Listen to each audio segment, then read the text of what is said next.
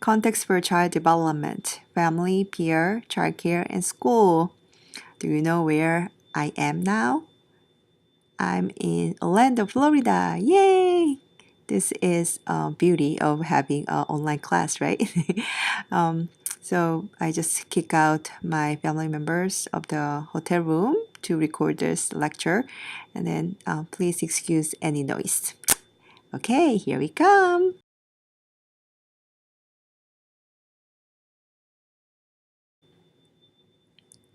So the form and structure of the American family have changed dramatically in recent decades. A diversity of the family form is emerging to replace the traditional family form made up of the breadwinner father and homemaker mother.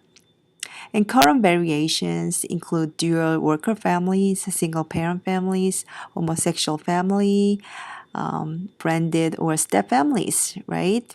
And recent decline in divorce rate and more women moving into the labor force, decreased rate of teenager pregnancy, decreasing family size, and many other social changes through the years that have occurred have a significant implication for child social emotional development.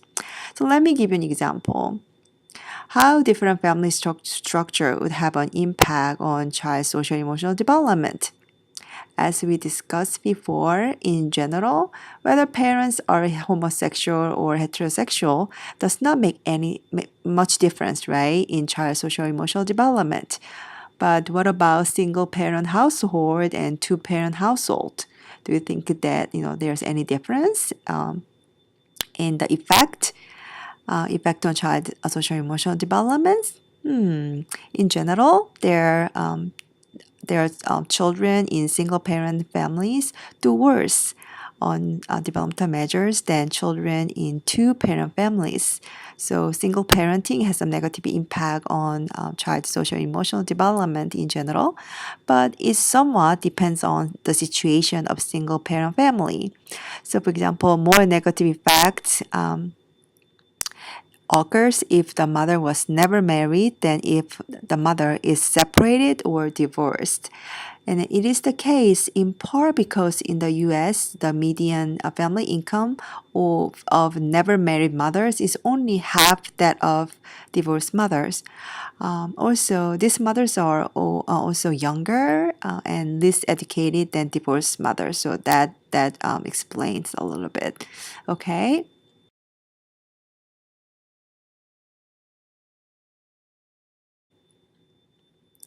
Okay, family systems perspective. A family, according to this perspective, a family is greater than the sum of its part.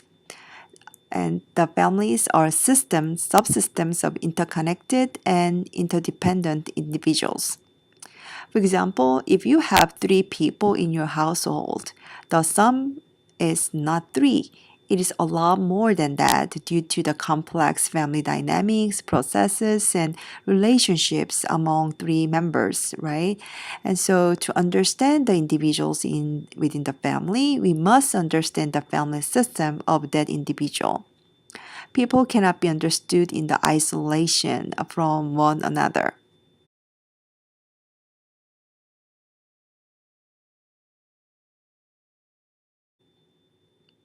So, researchers who study families and child development, including me, look at social emotional development in family relationship context from family system theory.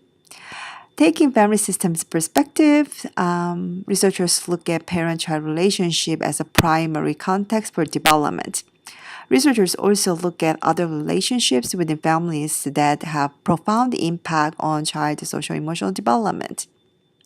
Many previous studies on child social emotional development have stressed the quality of dyadic parent-child relationship preliminary on mother-child relationship. Right? Even though mother-child relationships or maternal sensitivity is known as a more powerful predictor than any other variables within family for child social emotional development outcomes, in many studies, these variables explain only a small portion of the variation in child outcomes. Then what else? What else would explain? What else is important for child's social emotional outcomes? As family systems theory suggests, a broader level of conceptualization of family system is required to completely understand how family dynamics influence individual behaviors within the family system.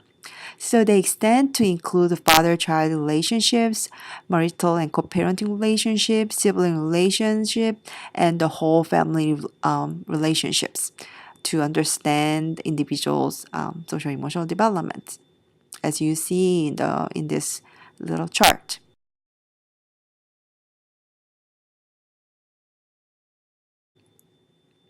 Okay, let us take a look at the characteristics of the parent-child relationships first. Okay, so in spite of the changes in the American family structure, the mother continues to serve as a primary caregiver.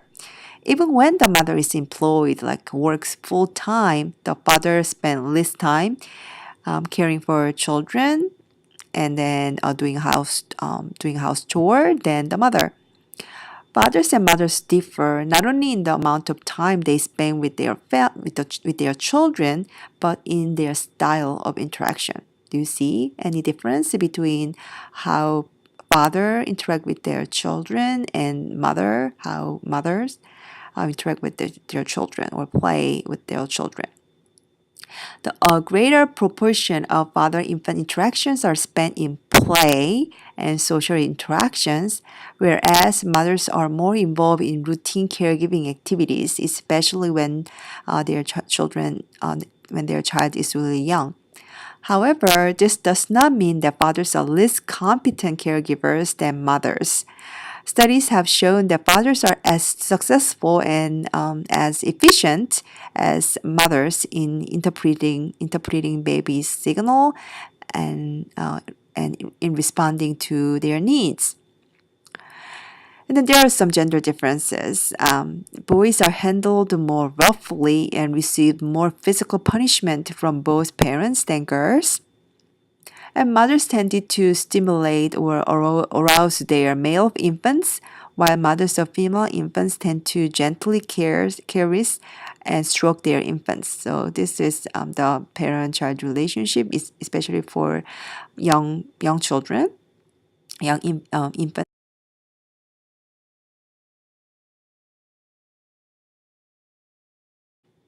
And then here are some more. So we already learned a lot about the parent-child attachment, right? But let me underscore one more thing here. So I think the most of the things I listed here are things we already discussed. So I'm going to just highlight just one more thing. Children can develop attachment with more than one caregiver, right? So we learned that it's important to develop a secure attachment relationship with at least one primary caregiver in infancy, right? But children are capable of developing attachment with more than one people, so including fathers, non-parental caregiver, and so on.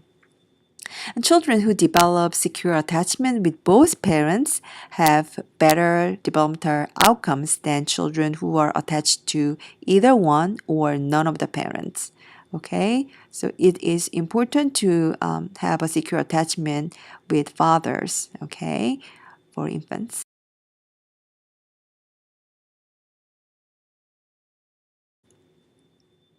So parenting style, I think many of you must have heard about this parenting style, right? Authoritative and authoritarian, permissive and permissive neglecting parenting style.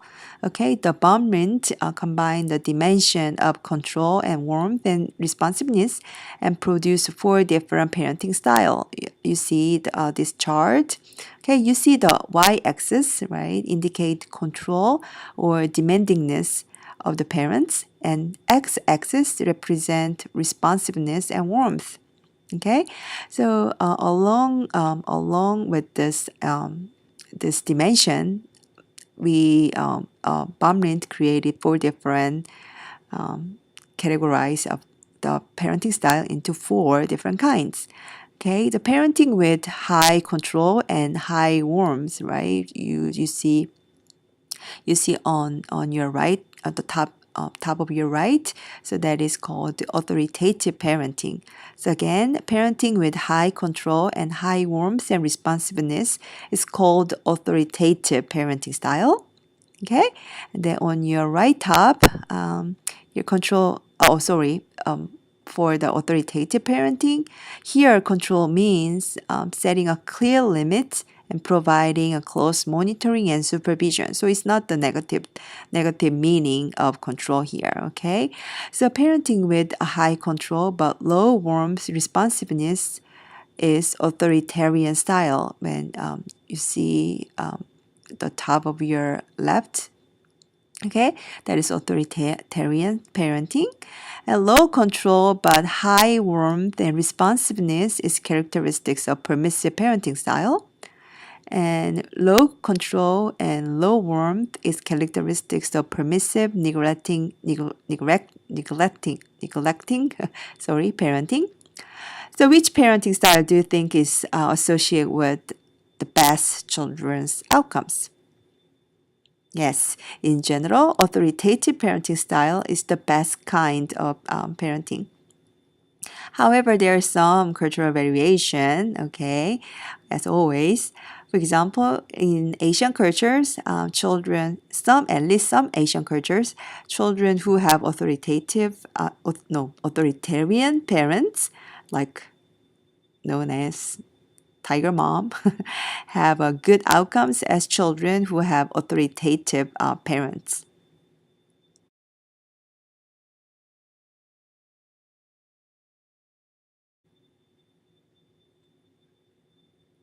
There are some different parental discipline or control techniques that are linked to various child social emotional outcomes.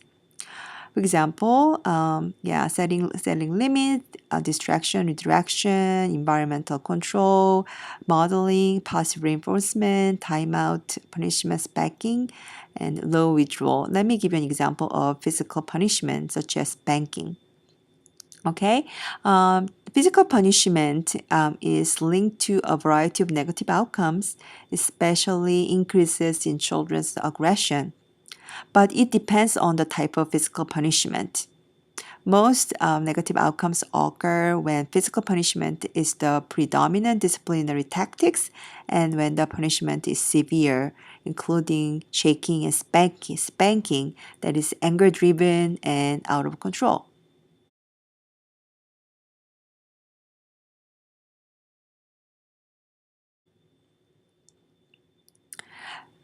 Here are some parents' role in child social emotional development.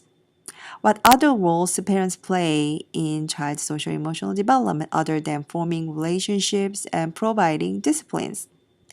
Parents serve as passive partners, and children learn how to interact with their peers by observing their parents' interaction with spouse and other adults.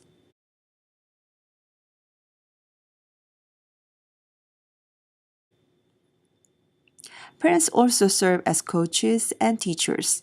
They directly teach and reinforce social behaviors and strategies to get along with other people and help children practice particular social skills.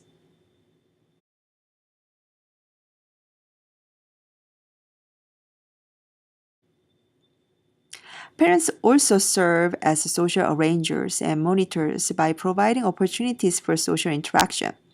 They carefully select neighbors by reviewing school ratings and checking the safety of the community for raising kids. They also organize social activities that would contribute to child social development. For example, I set up play date and or hangout for my girls, and I sign up for a soccer team or a string group lesson to help my girls make friends and become a team player. Okay, so this is a part one, and please move to part two. Thank you.